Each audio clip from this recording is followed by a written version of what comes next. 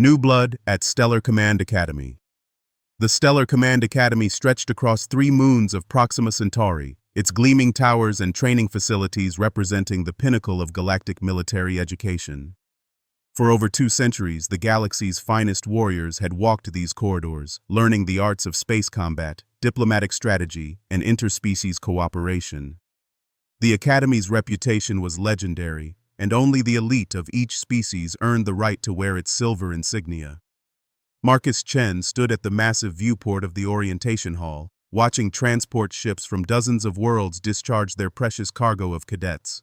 His reflection in the reinforced glass showed a young man of average height with dark hair and calm brown eyes that had seen more than most his age. Unlike many of his fellow humans who came from Earth's gleaming cities or peaceful colony worlds, Marcus hailed from Kepler 442c, a rough mining planet on the outer rim where survival meant constant vigilance. The orientation hall buzzed with the voices of nearly 300 cadets representing 47 different species. Towering crystalline beings from the Andromeda sector conversed in harmonic frequencies that made the air shimmer. Sleek aquatic representatives from the water worlds wore environmental suits that allowed them to participate in atmospheric activities. The diversity was staggering, each species bringing their unique evolutionary advantages to the Academy's melting pot of military excellence. Among the crowd, one figure stood out with commanding presence. Vraktar of the Zentorian Empire measured nearly 8 feet tall, his purple scales gleaming under the artificial lighting. 4 powerful arms ending in razor-sharp claws marked him as a member of the warrior caste, while the intricate scarification across his broad chest told stories of victories in ritual combat. Zentorians were known throughout the galaxy as natural-born fighters, their society built entirely around martial prowess and military hierarchy. Vraktar's amber eyes surveyed the assembled cadets with obvious disdain. His species had dominated 3 star systems through sheer military might, and their representatives at Stellar Command Academy traditionally graduated at the top of their classes. He had arrived expecting to find worthy opponents among the legendary warriors of other species, but what he saw disappointed him. Too many of the cadets looked soft, products of peaceful civilizations that had never truly tested themselves in real combat. His gaze settled on Marcus, who stood quietly observing the crowd rather than engaging in the social posturing that occupied most new arrivals. The human appeared unremarkable in every way that mattered to a Zentorian warrior. No visible muscle mass, no battle scars, no weapons or armor to indicate martial tradition. Earth's military reputation was mediocre at best, their species having joined the galactic community only 50 years ago after stumbling into faster-than-light travel almost by accident. Commander Thixara, the Academy's Regelian headmaster, called for attention with a harmonic tone that cut through the multilingual chatter. Her blue-scaled form commanded instant respect as she began the traditional welcome ceremony. The speech covered the Academy's proud history, its commitment to forging the next generation of galactic defenders, and the challenges that lay ahead for the new cadets. During the ceremony, Vraktar's attention remained focused on the human. Marcus Chen's Academy file had been unremarkable during the preliminary review. Standard physical capabilities for his species, decent but not exceptional academic scores, and no notable achievements beyond surviving the entrance examinations. What puzzled Vraktar was why such an ordinary specimen had been selected for the Academy at all. The welcome ceremony concluded with assignments to dormitory blocks and training cohorts. By design, the Academy mixed species in both living arrangements and training groups to encourage cooperation and mutual understanding.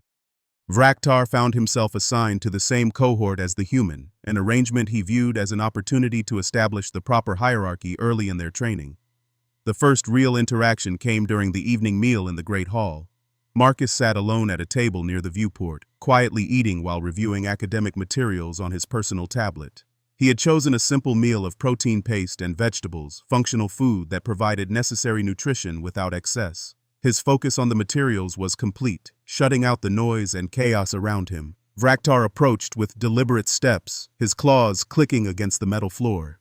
Several other cadets from various species noticed the Zentorian's purposeful movement and began to pay attention. The warrior's reputation had preceded him to the Academy, and most students gave him a wide berth out of respect for his species' aggressive nature. Human. Vraktar's voice carried the authority of someone accustomed to immediate obedience. You sit in the area designated for combat specialists. This is an error that requires correction. Marcus looked up from his tablet with an expression of mild curiosity rather than the fear or anger that Vraktar expected. His response came in a calm, measured tone that suggested he was genuinely trying to understand the situation. I wasn't aware the seating had combat designations, Marcus said, glancing around the hall. The orientation materials mentioned that meals were open seating to encourage interspecies mingling. Vraktar's secondary arms crossed while his primary hands rested on his hips in a classic dominance pose. Several nearby tables had fallen silent as students sensed the building tension. The Zentorian's amber eyes glowed with the intensity that preceded violence in his species. Perhaps your species lacks the understanding of natural hierarchy that governs warrior societies, Vraktar said, his voice carrying clearly across the suddenly quiet section of the hall. Allow me to educate you. Warriors earn their place through strength and proven capability. Soft species who have never faced real combat belong elsewhere. Marcus set down his eating utensil and gave Vraktar his full attention. His body language remained relaxed, but something shifted in his brown eyes.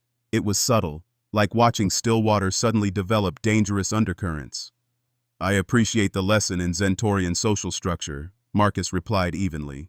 But I think there might be some assumptions being made here that aren't based on complete information. The comment drew a harsh laugh from Vraktar that sounded more like a predatory growl. His scarred chest expanded as he breathed deeply, a sign of rising aggression that every species in the hall recognized instinctively. Assumptions? Vraktar's voice rose to a level that commanded attention throughout the great hall. Human. I have studied the military records of every species represented at this academy. Your people have participated in exactly 0 major conflicts since joining Galactic Society. Your home world has never faced invasion, conquest, or any test that produces true warriors. What assumptions could I possibly be making? Marcus stood slowly, his movement fluid and controlled. Despite being nearly 2 feet shorter than the Zentorian, he didn't appear intimidated by the size difference. If anything, his calm demeanor seemed to irritate Vraktar further. The assumption that Earth is my home world, Marcus said quietly. The assumption that all humans come from safe, peaceful places. The assumption that military records tell the complete story about a species' fighting capability. Vraktar's 4 arms flexed as his predatory instincts engaged fully. The human's calm response to his intimidation display was not the behavior he expected from a weak species. It was either foolish bravery or something more dangerous. Then enlighten me, human. What great battles has your soft species fought? What enemies have you faced that could possibly compare to the conquest campaigns of the Zentorian Empire?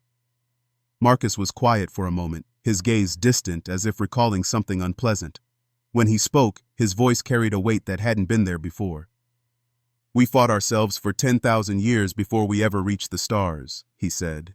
We fought diseases that killed millions, natural disasters that leveled entire continents, and predators that saw us as nothing but meat. We fought for resources, territory, survival, and sometimes just because we couldn't find any other way to solve our problems. The hall had grown completely silent now, hundreds of cadets from dozens of species listening to the exchange between the towering Zentorian warrior and the quiet human. But you want to know what real fighting looks like? Marcus continued, his voice still calm but carrying an edge that made several nearby cadets unconsciously step back. Real fighting is when pirates hit your mining colony every few months for 6 years. Real fighting is when you're 12 years old and you have to learn to shoot because the adults are too busy keeping the life support systems running. Real fighting is when the choice isn't victory or defeat, it's survival or death.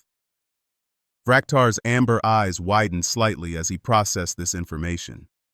The Humans Academy file had listed Kepler 442c as his origin world, but Zentorian intelligence briefings had classified the Outer Rim mining colonies as relatively peaceful industrial sites. Impossible, Vraktar said, though his voice lacked some of its earlier conviction. The reports indicate stable colonial development in your system.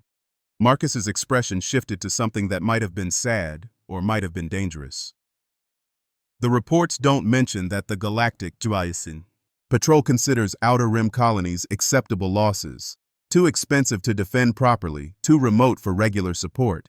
We learned to take care of ourselves because nobody else would.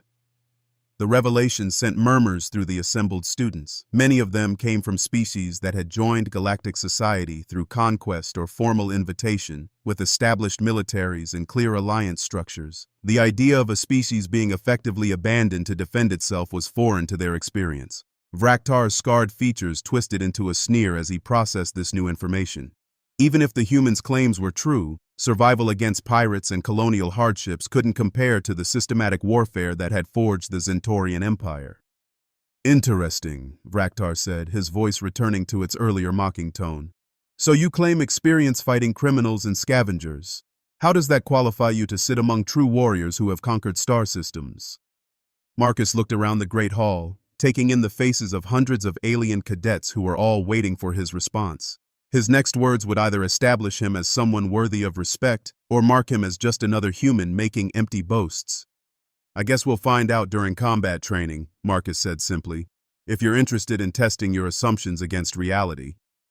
The challenge hung in the air like an electrical charge before a storm. Vraktar's four arms spread wide in a gesture that conveyed both acceptance and anticipation of easy victory. Combat challenges between cadets were not only permitted at Stellar Command Academy, they were encouraged as learning experiences. Very well, human, Vraktar announced, his voice carrying to every corner of the hall. Tomorrow evening, after standard training concludes, we will settle this question in the combat arena. I will demonstrate the difference between surviving colonial hardships and facing a true warrior. Marcus nodded once, his expression unchanged. Looking forward to it. As the crowd began to disperse, excited conversations breaking out in dozens of languages about the upcoming confrontation, Marcus returned to his meal with apparent calm. But several observant cadets noticed that his hands remained completely steady as he ate, and his breathing never quickened despite the aggressive confrontation he'd just endured. Vraktar strode away with the confidence of someone who had just arranged an entertaining demonstration of Zentorian superiority. In his mind, the outcome was already decided. Tomorrow evening would simply be a matter of showing the other cadets what happened when lesser species overstepped their natural boundaries. Neither participant realized that their confrontation would become the most talked-about event in Stellar Command Academy's recent history, or that its outcome would fundamentally change how the galaxy viewed humanity's place in the cosmic order. The stage was set for a lesson that would surprise everyone involved. Underestimated. The human factor news of the challenge between Vraktar and Marcus spread through Stellar Command Academy like wildfire. By the next morning, cadets from every species were discussing the upcoming confrontation, and an informal betting pool had emerged, with odds heavily favoring the Zentorian warrior. Most students gave Marcus credit for courage, but courage alone rarely overcame the physical advantages that made certain species naturally dominant in combat. The Zentorian delegation, 5 cadets from Vraktar's home world, expressed confidence that their representative would provide an educational demonstration of their species' superiority. The crystalline beings from Andromeda wagered their energy credits on a victory within the first 30 seconds. Even the humans among the student body seemed resigned to watching one of their own suffer a quick and decisive defeat. Marcus spent the day attending regular classes as if nothing unusual had been scheduled for the evening. His instructors noted his typical focused attention during tactical theory, xenobiology, and combat engineering seminars. During physical training, several cadets observed him more carefully than usual, trying to assess his capabilities. What they saw was thoroughly unimpressive by academy standards. Marcus's performance in strength exercises ranked in the bottom quarter of all cadets. His speed was average for humans, which placed him well behind most other species. His technique in the basic combat forms they'd been taught was correct, but showed no particular flair or innovation.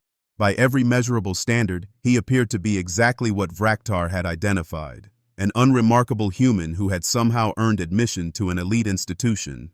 What the observers missed were subtler indicators that required more experience to recognize. Marcus's breathing remained controlled during maximum effort exercises. His form stayed consistent even when fatigue should have caused deterioration. Most importantly, he demonstrated an unusual ability to observe and analyze the movements of other cadets while appearing to focus on his own training. Vraktar, meanwhile, used the day to showcase the physical capabilities that had earned him recognition as one of the finest young warriors in Zentarian space. During combat practice, he moved with the fluid grace of a predator, his forearms creating attack patterns that would challenge multiple opponents simultaneously. His strength allowed him to wield training weapons that other cadets could barely lift. His speed made him appear to teleport between positions during mobility drills. The combat arena filled rapidly as evening approached.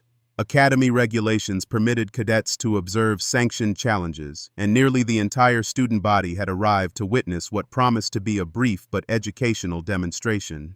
The arena itself was a circular space 50 meters in diameter, surrounded by energy barriers designed to contain the most destructive capabilities of the galaxy's various species. Instructor Koleth, a massive bear-like being from the Ursa Major region, served as the official referee. His species had evolved as natural mediators, combining impressive physical presence with diplomatic instincts that made them ideal for managing interspecies conflicts.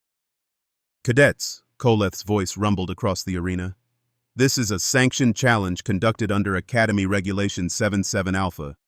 Combat will continue until submission, incapacitation, or referee intervention. Lethal force is prohibited. Permanent injury will result in immediate expulsion from the Academy. The two combatants entered the arena from opposite sides. Vraktar strode forward with the confident swagger of a proven warrior, his purple scales gleaming under the bright lights.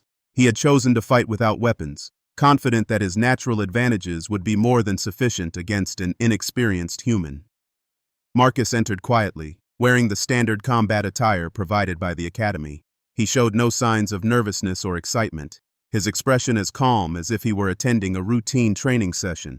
The size difference between the combatants was dramatic, Vraktar's 8-foot frame making Marcus appear almost childlike by comparison. The crowd's energy was electric with anticipation. Betting pools were still accepting wagers in the final seconds before combat began, with odds reaching 20-1 in favor of the Centaurian. Several Academy instructors had positioned themselves around the arena, ready to intervene if the mismatch became too dangerous for the human cadet. "Combatants, assume ready positions," Koleth announced. Vraktar dropped into a classical Centaurian battle stance, his forearms positioned to attack from multiple angles simultaneously. His claws extended to their full length, and his amber eyes locked onto Marcus with predatory focus. Every line of his body conveyed deadly competence and absolute confidence in the outcome. Marcus simply stood in a relaxed position with his hands at his sides. His breathing was steady and his gaze focused, but he showed none of the formal preparation that marked trained fighters from martial species. To most observers, he appeared to be either incredibly brave or completely ignorant of the danger he faced. "Begin!" Vraktar exploded forward with the devastating speed that made Centaurians legendary throughout the galaxy. His attack was a classic opening gambit designed to overwhelm an opponent before they could react or adapt. 4 arms struck simultaneously from different angles, each blow powerful enough to shatter bone or render an opponent unconscious. Marcus was not where the attacks landed. The human had moved with an economy of motion that seemed to bend the laws of physics, slipping between the coordinated assault like water flowing around obstacles. His response was immediate and precise, a single strike to a nerve cluster just below Vraktar's primary shoulder joint. The Centaurian's left side went partially numb, disrupting the coordination that made his forearm fighting style so effective. Vraktar spun with remarkable speed, launching a secondary attack pattern that should have caught any opponent still within striking range. Marcus flowed around this assault as well, his movement looking almost like a dance. His counterattack targeted a different nerve cluster, leaving Vraktar's right secondary arm hanging useless. The crowd fell silent as they realized they were witnessing something far more sophisticated than they had expected. "Impossible," Vraktar snarled, his amber eyes wide with disbelief. "How do you know Centaurian anatomy?" Marcus's voice remained calm and conversational despite the ongoing combat. "Xenobiology is a required course. Plus, my home colony treated a lot of different species. You learn anatomy fast when people are bleeding." Vraktar launched himself forward again, this time abandoning complex techniques in favor of raw aggression. If finesse wouldn't work against this inexplicably skilled human, perhaps overwhelming force would succeed. His remaining functional arms struck with enough power to dent the arena's reinforced walls. Marcus evaded each attack with minimal movement, never appearing hurried or desperate. His responses came with surgical precision, each strike targeting specific points on the Centaurian's nervous system with the accuracy of someone who had studied his opponent's physiology extensively. "The thing about humans," Marcus said conversationally as he avoided another devastating attack, is that we're really good at studying things that might kill us. Pirates, diseases, hostile environments, alien anatomy. We pay attention to details because our survival depends on it. Vraktar's fighting became increasingly erratic as more of his nervous system was systematically compromised. The realization that he was being methodically dismantled by a supposedly inferior opponent triggered a desperate fury that overrode his tactical training. "You cannot defeat a Zentorian warrior," Vraktar roared, launching a final desperate assault that left him completely exposed. Marcus stepped inside the attack and placed his hand gently on Vraktar's throat.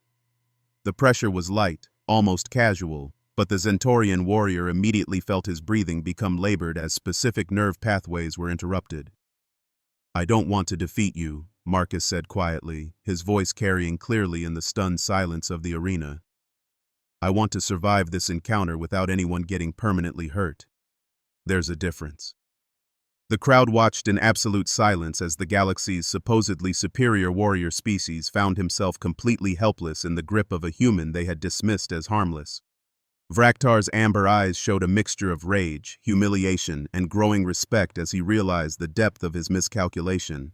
"Do you submit?" Marcus asked, applying slightly more pressure to make his point clear. Vraktar's pride warred with his survival instincts for several seconds before practical considerations won. "I submit," he wheezed, the words barely audible but carrying clearly in the silent arena.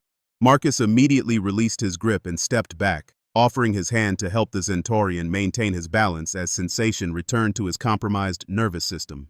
The gesture of respect after victory was as shocking to the audience as the combat itself had been. The arena erupted in chaos as hundreds of cadets from dozens of species tried to process what they had just witnessed. The betting pools collapsed as students realized that their fundamental assumptions about species' capabilities had been completely wrong. Instructors activated their communication devices to report this unprecedented development to Academy leadership. Instructor Kolith approached the two combatants with an expression of amazement on his bear-like features. In 30 years of teaching at Stellar Command Academy, he had never seen a more complete reversal of expected outcomes. "Cadet Chen," Kolith said formally. "That was an impressive demonstration of combat technique. Where did you receive training in Zentorian anatomy and nerve manipulation?" Marcus helped Vraktar to a sitting position as the Zentorian's nervous system slowly recovered from the precise attacks. Frontier colonies don't have the luxury of specialized medical facilities. Everyone learns basic field medicine for multiple species. The nerve techniques are just pressure point therapy adapted for combat application. Vraktar looked up at the human who had just defeated him with an expression of dawning understanding. "You were not fighting to prove superiority. You were fighting to survive the encounter with minimal injury to both participants." Marcus nodded. "That's how we handle conflicts on the frontier. Victory that leaves you too damaged to face the next threat isn't really victory at all. It's just delayed defeat." The crowd began to disperse as the immediate excitement died down, but conversations continued in excited clusters throughout the academy. Word of the upset victory spread to other training facilities and eventually reached the administrative levels where important decisions about human potential were being reconsidered. As Marcus helped Vraktar to his feet, the Zentorian warrior looked at his former opponent with new eyes. "I owe you an apology, human. I made assumptions based on incomplete information and nearly suffered serious injury because of my arrogance." Marcus smiled for the first time since the confrontation had begun. "No apology necessary. We both learned something today. That's what the Academy is for, right?" The two cadets walked out of the arena together, beginning a conversation that would fundamentally change how both species viewed their place in the galactic military hierarchy. Behind them, the combat arena began preparing for its next scheduled use, but the echoes of what had just occurred would resonate through Stellar Command Academy for years to come. The galaxy was about to discover that humanity's greatest strength wasn't their technology, their numbers, or their natural abilities. It was their capacity to learn, adapt, and find ways to survive in situations that would destroy other species, and that made them far more dangerous than anyone had imagined. Respect earned, alliances forged. The aftermath of Marcus Chen's victory over Vraktar rippled through Stellar Command Academy like seismic waves through bedrock. By the next morning, every instructor, administrator, and cadet knew the details of what had transpired in the combat arena. The upset victory of a supposedly inferior human over one of the galaxy's premier warrior species challenged fundamental assumptions about military hierarchy and species capabilities. In the Academy's administrative tower, emergency meetings convened as senior staff grappled with the implications. Commander Thixara reviewed combat recordings with her department heads, analyzing Marcus's techniques frame by frame. What they discovered was even more remarkable than the victory itself. The human had demonstrated tactical knowledge and physical capabilities that suggested Earth's military potential had been drastically underestimated. The Zentaurian delegation found themselves in an uncomfortable position. Their entire presence at the Academy was built around representing their species' martial superiority, yet their finest cadet had been systematically dismantled by a human using techniques that seemed almost casual in their application. Honor demanded they acknowledge the defeat, but pride made acceptance difficult. Vraktar himself struggled with conflicting emotions as he processed his new understanding of human capabilities. The morning after the fight found him in the Academy's medical center, not because of injury but because he wanted to understand exactly what Marcus had done to him. The precision of the nerve strikes had been surgical, disabling his combat effectiveness without causing permanent damage. Dr. Kethva, the Academy's chief medical officer, was a member of the healer caste from the Rigel system. Her species had evolved specifically to understand and treat the medical needs of the galaxy's diverse populations. As she examined Vraktar's nervous system, her expression showed professional fascination. "Remarkable," she murmured, her scanner detecting the exact points where Marcus had applied pressure. The human targeted 7 specific nerve clusters in sequence, each strike designed to progressively reduce your combat capability. The knowledge required for this level of precision suggests extensive study of Zentaurian physiology. Vraktar's amber eyes reflected confusion and growing respect. He said it was basic field medicine adapted for combat. How can basic knowledge produce such sophisticated results? Dr. Kethva's expression grew thoughtful as she considered the question.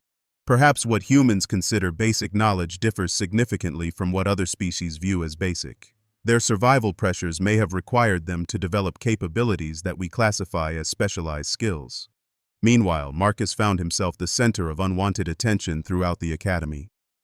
Cadets who had previously ignored him now approached with a mixture of curiosity, fear, and respect. Some wanted to challenge him to test their own abilities against his demonstrated skills. Others sought to learn from him, hoping to understand how a supposedly average human had achieved such a decisive victory. The attention made Marcus uncomfortable. He had never sought recognition or status, preferring to observe and learn rather than demonstrate his capabilities. His upbringing on Kepler 442c had taught him that drawing attention usually meant attracting trouble, and trouble was something frontier colonists learned to avoid whenever possible. During the morning's tactical theory class, Professor Zenthi presented a case study that seemed oddly familiar to the assembled cadets. The simulation involved a smaller force with limited resources facing a larger, technologically superior opponent. The conventional solutions all involved retreat, negotiation, or accepting defeat with minimal casualties. Marcus raised his hand, something he rarely did during academic sessions. "Professor, what if the smaller force doesn't view the engagement as a traditional military conflict?" The insectoid professor's compound eyes focused on Marcus with interest. "Elaborate, Cadet Chen." "On the frontier, we learned that survival sometimes means changing the rules of engagement. Instead of fighting the enemy's battle, you force them to fight yours. Use their advantages against them, exploit their assumptions, make them commit to actions that put them at a disadvantage." The classroom fell silent as students processed this perspective. Most military training focused on maximizing advantages and minimizing weaknesses within established parameters. The concept of fundamentally altering the nature of the conflict itself was foreign to their experience. Vraktar, who had arrived late to class due to his medical examination, took a seat near Marcus. His presence created a stir among the other students, many of whom expected tension or hostility between the two former combatants. Instead, Vraktar addressed Marcus directly. "You applied this principle during our combat. You forced me to fight your type of battle rather than engaging in traditional Zentaurian combat doctrine." Marcus nodded. "I couldn't match your strength, speed, or natural weapons, so I used knowledge, precision, and timing to neutralize those advantages. The goal wasn't to beat you, it was to survive the encounter." Professor Zenthi's compound eyes glittered with academic excitement. This represents a fundamental shift in tactical thinking. Rather than accepting predetermined parameters, the human approach involves redefining the nature of the conflict itself. The discussion that followed was the most animated the class had experienced all semester. Cadets from various species began sharing examples from their own cultures where similar approaches had been successful. The rigid hierarchy of military thinking began to crack as students realized that innovative solutions could come from unexpected sources. After class, Vraktar approached Marcus with obvious purpose. The Zentorian warrior's scarred features showed a mixture of determination and uncertainty as he struggled with concepts that challenged his fundamental worldview. Human. Marcus. Vraktar began, the use of the personal name representing a significant gesture in Zentaurian culture. I wish to learn from you. My defeat revealed weaknesses in my thinking that could prove fatal in actual combat situations. Marcus studied the towering alien for a moment, seeing genuine humility where arrogance had existed before. What exactly do you want to learn? Your species' approach to survival. The techniques you used were effective, but the mindset behind them represents something my people have never encountered. How do humans think about conflict and survival differently from warrior species? The question sparked an idea in Marcus's mind. Throughout the academy, he had observed cadets from various species struggling with concepts that seemed natural to him. Perhaps the human perspective could benefit more than just Vraktar. What if we formed a study group? Marcus suggested. Not just you and me, but cadets from different species who want to explore alternative approaches to military problems, share perspectives, learn from each other's strengths, develop new solutions. Vraktar's amber eyes brightened with interest.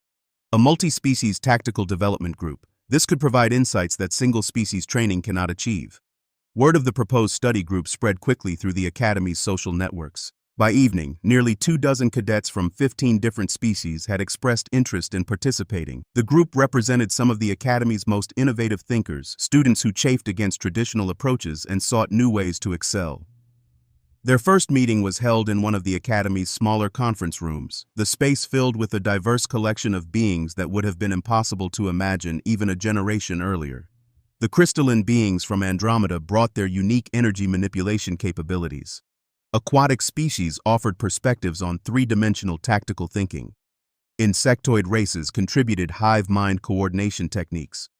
Marcus found himself in the unexpected position of group leader, not because he sought authority, but because his victory over Vraktar had established his credibility. He was uncomfortable with the role, but recognized its necessity for the group's success. Before we start sharing techniques, Marcus said, addressing the assembled cadets, I think we need to establish some ground rules. First, everything we discuss stays within the group unless everyone agrees to share it. Second, no one's approach is wrong or inferior, just different.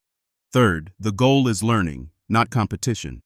The sessions that followed proved remarkable for their productivity and innovation. Species that had never worked together began developing hybrid techniques that combined their unique capabilities. Vraktar's Zentorian aggression merged with human adaptability to create combat styles that maximized both species' strengths while minimizing their weaknesses.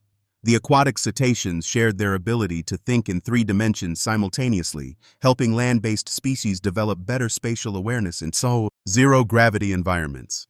The crystalline beings taught energy manipulation techniques that enhanced the effectiveness of conventional weapons and defensive systems. Most importantly, the group developed a collaborative approach to problem-solving that transcended individual species limitations.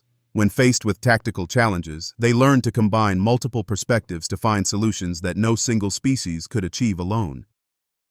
Academy instructors began to notice the improved performance of group members in various training exercises.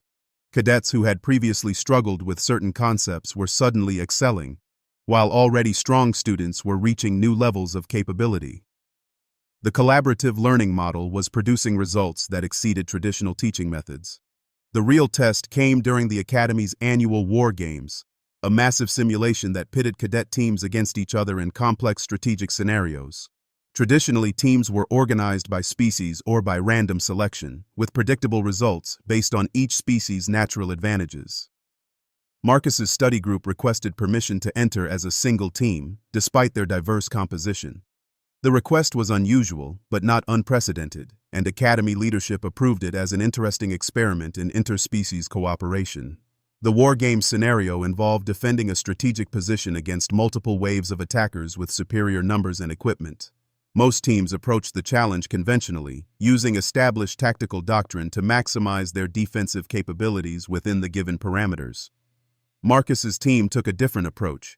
Instead of accepting the defensive scenario as presented, they analyzed the underlying objectives and found ways to achieve them through unconventional means. They used the human principle of changing the rules of engagement, forcing their opponents to adapt to unexpected challenges. Vraktar's Zentorian aggression provided breakthrough capability when needed, but it was tempered by human strategic thinking that avoided unnecessary risks. The aquatic species' three-dimensional perspective identified approach routes that land-based defenders had overlooked.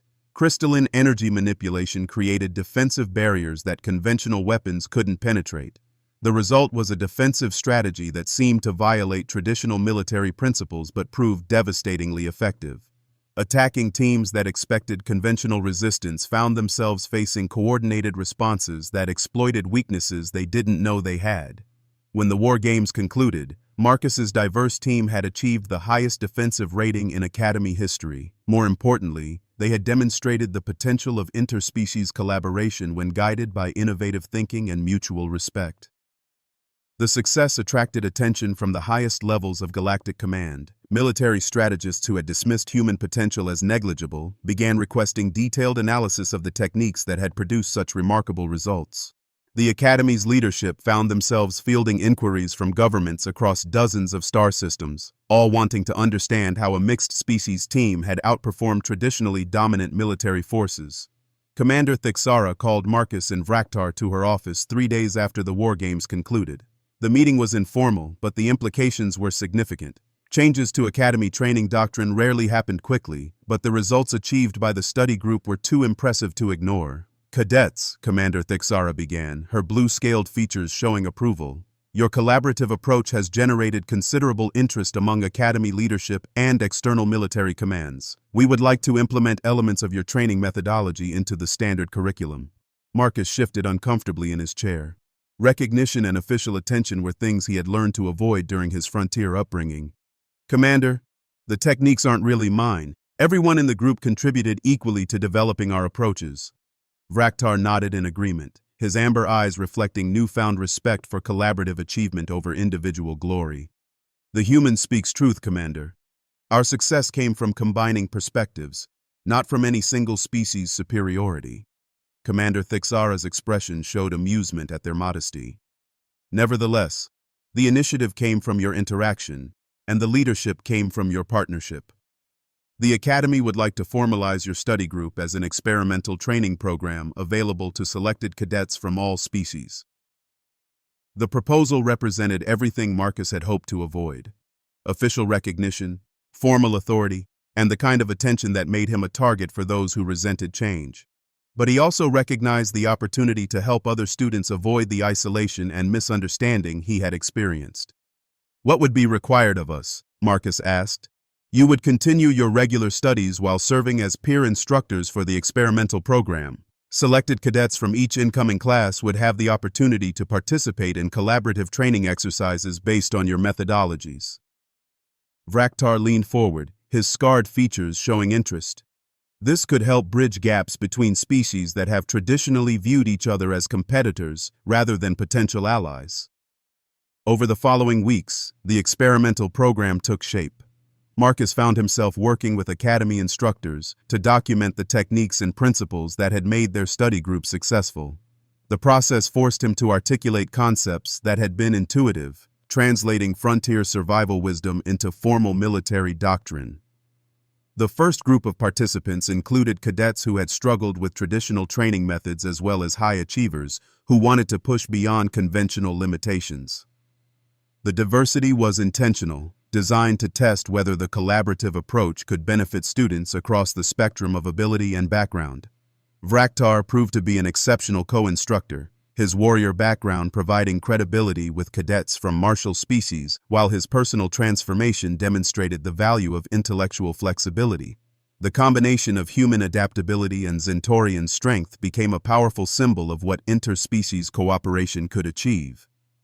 The program's success was measured not just in improved test scores and training performance, but in the relationships that formed between traditionally antagonistic species. Cadets who had viewed each other with suspicion or disdain began developing genuine friendships based on mutual respect and shared achievement.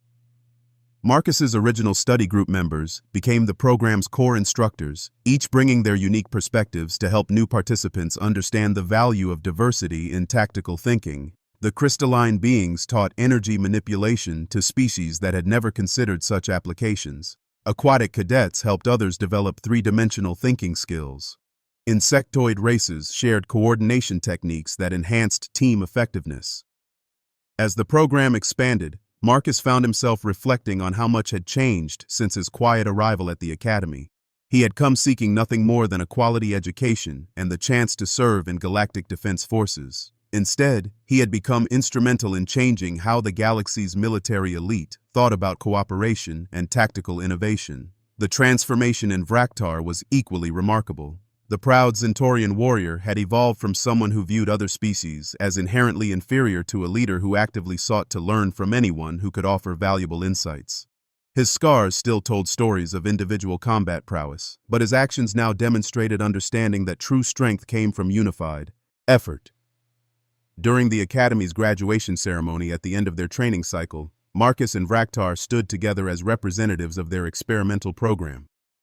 The success of their collaborative approach had been so significant that it was being implemented across the entire Academy system, with plans to extend it to active military units throughout the galaxy. Commander Thixara addressed the graduating class with words that would have been impossible before Marcus's arrival. The future of galactic defense lies not in the dominance of any single species, but in our ability to combine our diverse strengths into something greater than the sum of our parts. The graduates of this experimental program have demonstrated that cooperation and mutual respect produce capabilities that no single approach can achieve.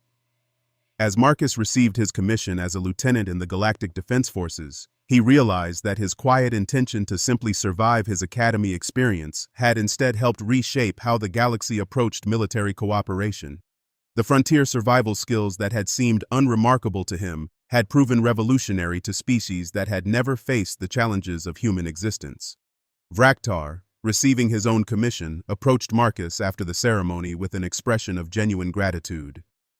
"My friend," the Centaurian said, using a term of respect that carried deep meaning in his culture, "you have taught me that true strength comes not from conquering others, but from helping them become stronger themselves." Marcus smiled, thinking of the mining colony where he had learned that survival depended on everyone working together regardless of their differences. "That's not a human concept, Vraktar. That's just common sense when you're facing challenges bigger than any individual can handle alone." As the two friends prepared to depart for their first assignments with the Galactic Defense Forces, they carried with them the knowledge that they had been part of something historic.